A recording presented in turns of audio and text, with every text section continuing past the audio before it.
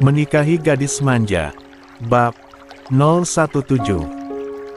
Hai, kenapa kamu jadi marah-marah sih? Kamu bocil gak usah ikut campur dengan urusan orang dewasa, ujar Yogi dengan sedikit kesal karena adiknya sudah mencampuri urusan pribadinya. Kalau menyangkut Dira jelas aku ikut campur karena aku gak suka jika kakak menyakitinya. Jika kakak tidak mencintainya lebih baik lepasin Dira dan kakak bisa bebas bersama dengan Kak Naura, balas Kevin dengan emosi. Anak kecil tahu apa soal rumah tangga?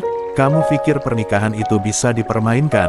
Pernikahan itu suci dan kakak gak pernah menganggap pernikahan itu main-main. Jadi kakak sudah memutuskan jika kakak akan memutuskan hubungan dengan Naura secepatnya. Perkataan Yogi membuat Kevin tersulut emosinya. Biarpun aku masih anak remaja, seenggaknya aku tidak seperti kakak yang serakah sudah punya istri tapi masih punya pacar. Setelah mengatakan itu Kevin ingin segera keluar dari ruang kerja Yogi, tapi dengan sigap Yogi langsung menahannya. Kevin, tunggu, dengerin penjelasan kakak, biar kamu itu gak asal menilai, ujar Yogi yang menghentikan. 28. Langkah Kevin yang ingin keluar dari ruang kerjanya. Gak ada yang perlu dijelasin lagi. Kamu gak ingin tahu bagaimana bisa kakak bisa sampai menikah dengan Dira? Tanya Yogi, dan Kevin pun jadi penasaran dan ingin tahu bagaimana bisa kakaknya malah menikah dengan wanita incarannya. Memang bagaimana bisa kakak menikah dengan Dira? Jawab Kevin dengan balik bertanya. Akhirnya Yogi menceritakan awal mulanya sehingga Yogi bisa menikahi Dira. Apa? Jadi Kak Yogi bisa menikah dengan Dira karena itu, ujar Kevin setelah mendengar cerita dari kakaknya. Iya, jadi kakak harus mencari alasan dulu untuk memutuskan Kak Naura. Kak Yogi gak bisa begitu saja memutuskannya tanpa alasan yang jelas. Sekarang kamu mengertikan posisi kakak, bukan maksud kakak serakah, jelas Yogi yang membuat Kevin mengerti sekarang. Maafin Kevin ya Kak. Kevin gak tahu yang sebenarnya, ujar Kevin yang merasa bersalah karena sudah salah paham terhadap kakaknya. Andai saja Kevin yang berada di posisi kakaknya, pasti Kevin akan melakukan hal yang sama. Kamu tenanglah kakak, gak ada niatan menyakiti Dira. Kakak menganggap pernikahan ini serius, bukan mainan. Mungkin begitu takdir Tuhan mempertemukan kakak dengan jodoh kakak. Iya Kak, Kevin harap kakak bisa secepatnya putusin Kak Naura. Kasihan Dira, ujar Kevin yang kini harus siap mengikhlaskan Dira sesudah mendengar penjelasan dari kakaknya. Kevin tidak pernah tahu bagaimana ceritanya sehingga kakaknya sampai bisa menikah dengan Dira. Pasti, jawab Yogi dengan menganggukkan kepalanya. Yogi sudah bisa menangkap jika adiknya ada perasaan terhadap istrinya walaupun Kevin tidak mengatakannya, tapi sebagai sesama laki-laki Yogi tahu dari cara Kevin yang menatap Dira. Hanya saja Yogi tidak mau mengatakannya karena itu pasti akan membuat Kevin malu. Yogi yakin pasti Kevin akan bersikap bijak. Jika memang begitu kenyataannya, aku akan mengalah dan aku sudah mengikhlaskan Dira buat kakak karena aku juga gak mungkin merebut Dira dari kakakku sendiri. Cek, seperti tidak ada wanita lain saja di dunia ini, gumam Kevin dalam hati yang harus berlapang dada. Ya sudah, kalau begitu kakak mau mandi dulu, nanti bisa telat lagi ke kantornya, ujar Yogi. Kevin juga mau mandi, entar bisa telat lagi ke sekolahnya, balas Kevin yang ingin pergi mandi juga. Dasar bocil, sekolah yang benar dulu, jangan mikir pacar-pacaran, ujar Yogi dengan bercanda. Yogi ingin hubungannya dengan Kevin kembali seperti dulu lagi, yang sering saling ejek dan bercanda karena Yogi merasa setelah dirinya menikah dengan Dira, Kevin jadi bersikap dingin dan cuek terhadapnya. Siapa yang pacar-pacaran sih, lagian Kevin mana punya pacar? Memangnya Kak Yogi, balas Kevin dengan mengejek kakaknya balik. Ye, kakak kan sudah dewasa, ujar Yogi dengan mengacak rambut Kevin. Apaan sih Kak, berantakan jadinya. Alah, memang sudah berantakan kok, balas Yogi yang langsung melenggang pergi begitu saja sehingga membuat Kevin kesal. Untung aja kamu kakakku, kalau gak kuda aku. 29. Udah aku apa? Yogi yang baru melangkah untuk pergi bisa mendengar jelas geru Tuan Kevin. Enggak kak, elak Kevin dengan menggaruk kepalanya yang tak gatal dan setelah itu Kevin langsung pergi ke kamarnya sementara Yogi hanya menggelengkan kepalanya. 30. Sesampainya Yogi di kamar ternyata Dira malah sudah selesai mandi dan bersiap. Loh Mas Yogi dari mana aja? Tanya Dira saat melihat suaminya baru memasuki kamarnya. Dari ruang kerja, jawab Yogi yang berharap Dira belum mengetahui soal berita itu dan Yogi berharap Al sudah berhasil menghapusnya dan memberhentikan berita itu dari stasiun televisi dan media sosial. Setelah itu Yogi langsung masuk ke dalam kamar mandi untuk mandi sedangkan Dira segera menyiapkan baju kerja untuk Yogi. Pagi ini Dira gak masak seperti biasanya karena bangun agak siang dan pastinya tidak sempat untuk memasak. Sambil menunggu suaminya mandi dan bersiap Dira mengambil ponselnya hanya untuk sekedar membuka akun sosial medianya. Seketika hati Dira terasa tercubit bukan kaget lagi saat melihat berita tentang suaminya dan Naura yang memiliki hubungan khusus. Dira juga melihat foto-foto kedekatan antara suaminya dengan Naura, tapi saat Dira ingin menelusuri berita itu lebih jauh lagi tiba-tiba semua berita itu hilang dan sudah gak ada jejaknya. Loh kok tiba-tiba beritanya hilang sih padahal tadi ada kok, gumam Dira dengan men-scroll layar ponselnya. Memang Dira belum mencintai Yogi tapi Dira sudah merasa nyaman bila bersama dengan Yogi dan Dira sendiri belum tahu rasa cinta itu yang gimana pasalnya Dira belum pernah pacaran, tapi sebagai seorang istri hatinya akan tetap sakit saat melihat berita suaminya bersama wanita lain. Gak lama Yogi sudah keluar dari kamar mandi dan Yogi tidak menyadari raut wajah istrinya yang terlihat masam karena melihat beritanya bersama wanita lain. Yogi hanya berlalu begitu saja menuju ke walk-in closet.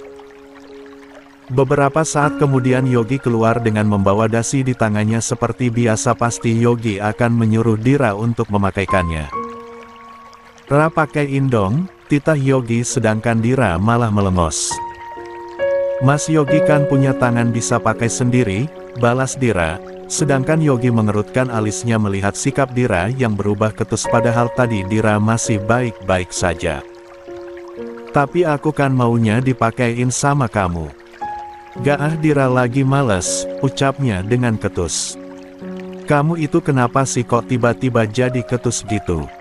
Tanya Yogi. Mas Yogi minta aja sana sama Naura buat pasangin dasinya. Setelah mengatakan itu Dira langsung pergi dari kamar begitu saja meninggalkan Devam yang berdiri mematung sendirian. Dira kenapa sih? Tanyanya pada diri sendiri. Jangan-jangan Dira udah melihat beritaku dan Naura sehingga dia berubah jadi ketus gitu, tebak Yogi dengan memasang dasinya sendiri karena Dira gak mau memasangkannya. Setelah selesai Yogi langsung menyusul istrinya ke meja makan karena Yogi sudah menebak jika Dira ada di sana, dan benar saja sesampainya di meja makan udah ada Dira dan adiknya di sana. Kok makanannya dilihatin terus Ra, gak dimakan? Tanya Kevin saat melihat Dira hanya bengong dan tidak makan. Sedangkan Yogi langsung mengambil tempat duduk di samping Dira. Kenapa cuma dilihatin? Ayo dimakan, tambah Yogi. 31. Gak aku langsung berangkat ke sekolah aja lagian Dira gak terbiasa sarapan pagi kayak gini, jawab Dira yang biasa sarapan pakai nasi dan lauk pauk tidak seperti Yogi dan Kevin yang sarapan sama roti. Pelayan, panggil Yogi. Sedangkan seorang pelayan yang berada di situ langsung berlari tergopoh-gopoh karena dipanggil oleh majikannya. Iya tuan, jawab pelayan itu dengan menghampiri Yogi. Kenapa gak masak pagi ini? Tanya Yogi. Maaf tuan karena biasanya kan orang-orang di Disney biasa sarapan pagi dengan menu ini, jawab pelayan itu dengan menunduk. Pelayan itu takut dimarahin oleh Yogi karena sepertinya Yogi sedang kesal. Ya sudah mulai besok masaklah nasi dan lauk untuk sarapan pagi juga, titah Yogi dengan mengibaskan tangannya pertanda menyuruh pelayan itu untuk segera pergi. Baik tuan, jawab pelayan itu yang langsung pergi untuk melanjutkan pekerjaannya. Aku udah selesai, aku berangkat duluan ya, pamit Kevin dengan memakai tasnya. Kevin sengaja langsung menghabiskan sarapannya dengan cepat karena Kevin gak mau melihat interaksi kakaknya dengan Dira lebih lama lagi. Ya udah kamu hati-hati ya Vin, ujar Yogi. Oke, jawabnya. Sekarang kamu makan aku suapin, ujar Yogi setelah adiknya pergi. Gak usah Dira langsung berangkat aja deh naik taksi, balas Dira tapi dengan gerakan cepat Yogi segera menarik tangan Dira sehingga kini Dira jatuh terduduk di atas pangkuannya. Ah Mas Yogi, ujar Dira dengan terkejut karena tiba-tiba saja Yogi menariknya dan kini malah berada di atas pangkuannya. Pokoknya makan aku suapin, gak ada penolakan, Yogi langsung menyendokkan makanan dan diarahkan ke mulut Dira. Ayo nanti penyakit kamu bisa kambuh jika tidak makan.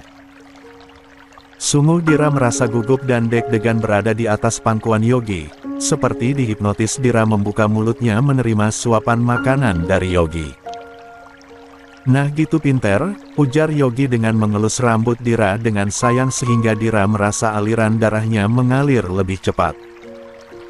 Suapan demi suapan telah Dira terima dari tangan Yogi hingga tidak terasa makanannya sudah habis dimakan Dira sendiri. Nah udah habis, gimana makanannya lebih enak bukan jika melalui tangan aku?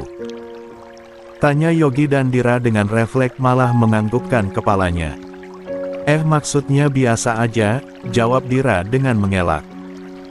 Ah masak tapi kamu kok makannya lahap banget sampai habis lagi, ujar Yogi yang membuat wajah Dira bersemu merah karena malu sebab apa yang dikatakan oleh Yogi memang benar adanya.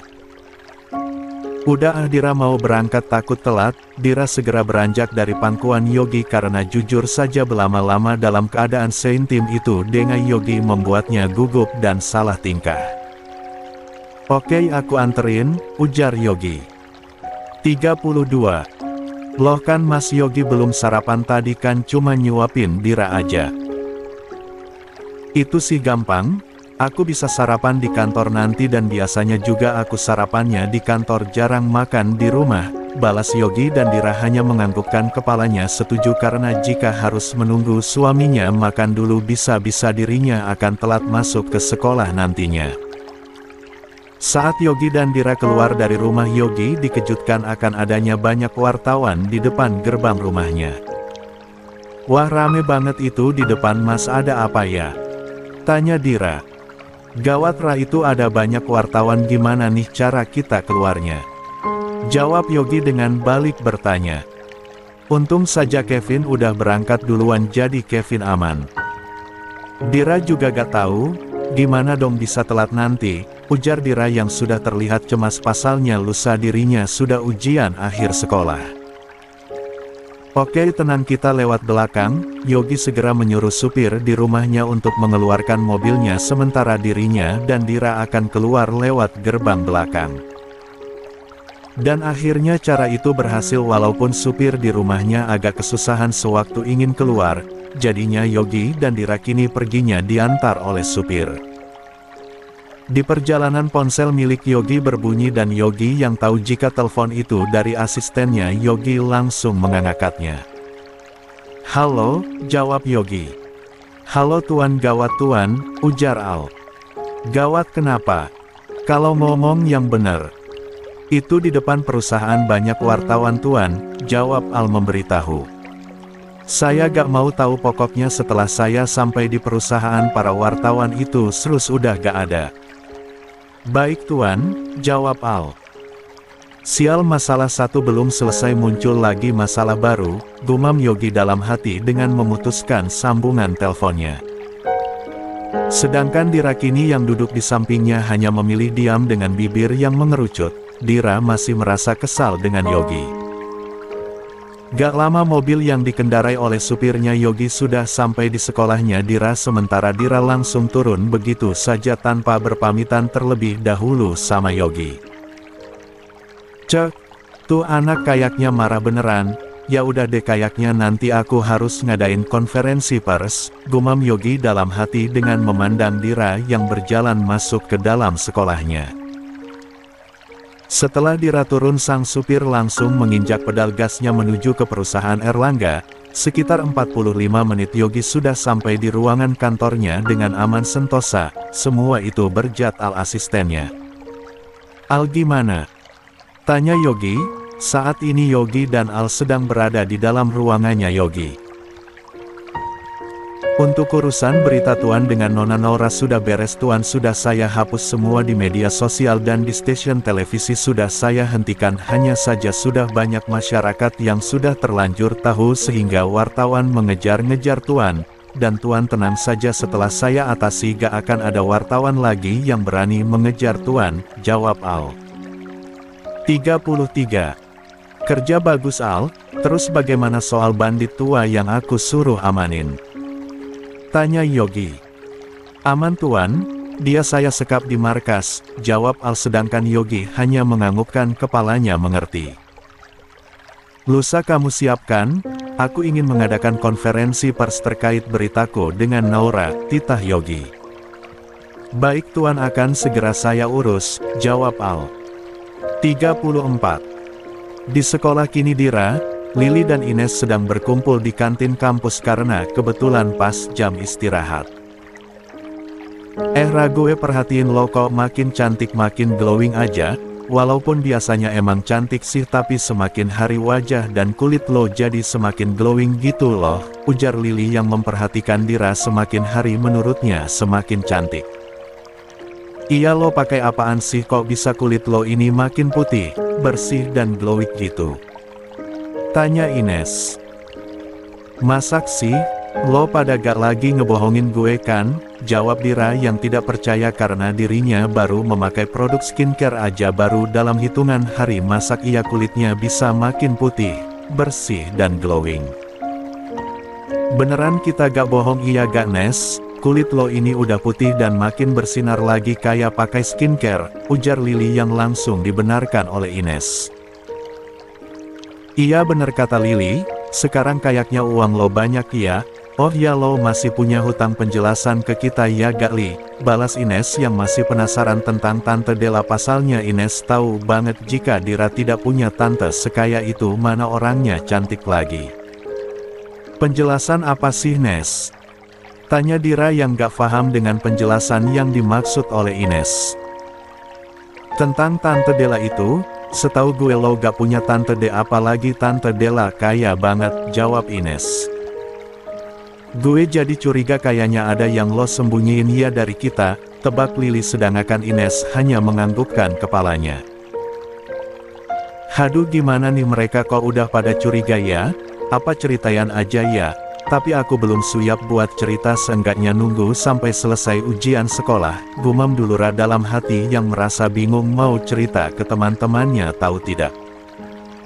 Apa lo gak menganggap kita sahabat Ra, sampai-sampai ada rahasiaan-rahasiaan segala di antara kita," ujar Ines. Bukan gitu maksudnya Nes, Li, hanya saja gue belum siap untuk bercerita, bisakah kalian menunggu sampai gue siap cerita?" balas Dira yang takut jika bercerita sekarang statusnya yang sudah bergelar sebagai istri akan bocor. Bukannya Dira gak percaya dengan kedua temannya JTU, hanya saja Dira ingin menunggu waktu yang tepat untuk bercerita. "Oh gitu ya, sudah kalau belum siap gak apa-apa, gak usah dipaksain Ra," ujar Ines yang memaklumi karena ada raut khawatir di wajah Dira. "Ya udah deh, gue mau nunggu sampai lo siap cerita," ucap Lili. "Ah makasih ya guys, kalian memang paling mengerti gue." Dira langsung memeluk kedua temannya karena posisinya sedang duduk di tengah-tengah antara Lili dan Ines. "Kalau masalah gue yang bisa kenal dengan Tante Della itu awalnya gini. Sewaktu gue pulang dari sekolah, penyakit mak gue tiba-tiba kambuh sehingga perutku terasa sakit dan kepalaku juga mendadak pusing. Sewaktu gue ingin nyebrang jalan itu kurang fokus akibat kepalaku yang sedang pusing sehingga gue hampir aja tertabrak mobilnya Kak Excel. Sumpah guys, waktu itu gue takut banget, badan gue aja sampai jimteran. Gue udah pasrah ditabrak waktu itu karena Kak Excel yang bawa mobil kenceng banget. tapi syukur gue gak jadi ditabrak karena mobil Kak Excel berhenti tepat di depan tubuh gue, dan setelah itu gue malah pingsan dan Kak Excel yang merasa khawatir bingung mau bawa gue kemana jadinya malah gue dibawa pulang ke rumahnya, jelas Dira. Ya ampun Rako, kita gak tahu sih kalau lo sakit dan kapan sih kejadiannya? Tanya Lili penasaran. 35. Iya kok lo nggak bilang ke kita kalau penyakit mak lo kambuh, tahu gitu kita bisa anterin lo pulang, tambah Ines yang merasa prihatin dengan Dira. Kejadiannya sekitar 4 hari yang lalu, dan maaf gue gak mau ngerepotin kalian lagian sewaktu pulang kemarin perutku belum sesakit itu jadi aku pikir masih bisa pulang sendiri, terang Dira yang membuat Lili dan Ines paham sekarang. Oh iya Kak Excel ganteng banget sih Ra. Bisa dibilang dapat rejeki nomplok lo karena hampir ditabrak cowok ganteng, ujar Ines. Iya anaknya Tante Della ganteng banget, orang ibunya aja cantik kayak begono, tambah Lili. Hu rejeki nomplok pala lo peyang, gue nih samoai gemeteran, aku kira bakal ketabrak beneran akibat kurang fokus nyebrang jalannya, balas Dira. Rejeki nomplok itu kejatuhan duit sekarung baru itu bisa dibilang rejeki nomplok. Berarti lo abis kejatuhan rejeki nomplok Ratu, buktinya uang lo banyak sekarang, saut Ines yang membuat Dira ketawa pasalnya Dira dapat uang banyak dari suaminya lagian mana ada kejauhan duit sekarung. Haha bisa jadi, kan gue udah bilang tadi gue belum siap buat cerita yang itu, balas Dira sementara Lili dan Ines hanya menganggukkan kepalanya mengerti. Di tengah asyiknya mereka makan sambil ngobrol tiba-tiba ada suara bel berbunyi pertanda jam istirahat udah usai. Dira, Ines dan Lili segera membayar makanannya dan setelah itu langsung pergi ke kelas. Carlos yang disekap Yogi kini ingin berusaha kabur tapi tidak bisa karena kakinya diikat dan kedua tangannya juga diikat ke belakang dan posisinya sekarang sedang duduk di atas kursi, mulutnya pun tidak bisa bicara karena disumpal. Dasar anak sialan gak bapak gak anak semuanya sama aja, kalian tunggu saja pembalasanku, gerutu Carlos yang memang sudah benci kepada Jordan dan kini malah ditambah dengan Yogi yang memukulinya dan menyekapnya. Kira-kira wanita cantik itu siapanya Yogi ya sehingga dia memukuliku dan menyekapku begini, aku yakin sekali jika gadis cantik itu seseorang yang penting di keluarga Erlangga, gumam Carlos lagi dengan senyum seringainya. Tiba-tiba saja Yogi datang dan sekarang berada di hadapan Carlos. Bandot tua mata keranjang, apa sudah kapok kamu hah? Tanya Yogi dengan melepas sumpalan di mulut Carlos. Carlos menjadi laki-laki mata keranjang karena istrinya dulu tak pernah menganggapnya sebagai suami. Istrinya mencintai laki-laki lain yang sudah beristri hingga sampai akhirnya istrinya itu bunuh diri hanya karena frustasi cintanya tidak kesampaian. Karena itulah yang menjadikannya laki-laki bajingan. Carlos terlalu sakit hati karena istrinya telah mengabaikan anaknya dan juga dirinya. Sedari anaknya yang bernama Jaiden lahir ke dunia istrinya tidak pernah mau merawatnya. Hahaha kapok. Memangnya siapa dirimu sehingga aku bisa kapok? Kamu itu hanya anak kemarin sore, balas Carlos dengan ketawa mengejek sehingga membuat Yogi semakin geram. Yogi menyuruh para anak buahnya untuk menghajar Carlos lagi sehingga tak berdaya. Hai kalian hajar dia, titah Yogi kepada para anak buahnya. Baik tuan, jawab para anak buahnya yang kini langsung bersiap akan mengajar Carlos. Dasar laki-laki pengecut beraninya main suruh. Kalau berani ayo lawan aku, ujar Carlos yang secara tidak langsung telah menghina Yogi. Tapi Yogi tidak mau ambil pusing tentang itu, Yogi pikir hanya buang-buang. 36. Waktu saja meladeni tua bangka seperti Carlos yang tidak penting itu, lagian Yogi tidak mau mengotori tangannya lagi dengan menghajar Carlos. Lakukan, perintah Yogi dan dengan sigap para anak buah Yogi langsung menghajar Carlos hingga pingsan. Stop, kalian lempar dia ke rumah sakit sana. Yogi menyuruh para anak buahnya untuk berhenti menghajar Carlos setelah Yogi melihat Carlos sudah pingsan. Menurut Yogi hukuman itu sudah cukup untuk Carlos. Baik tuan, jawab anak buahnya dengan serempak. Yogi tidak tahu saja jika Carlos memanfaatkan anaknya untuk balas dendam kepada keluarga Erlangga. Carlos sudah mencuci otak anaknya sehingga Jaiden menurut dan Jaiden sudah memperalat Naura untuk menghancurkan Yogi. Andai saja Yogi tahu soal itu sudah pasti Yogi tidak akan melepaskan Carlos begitu saja.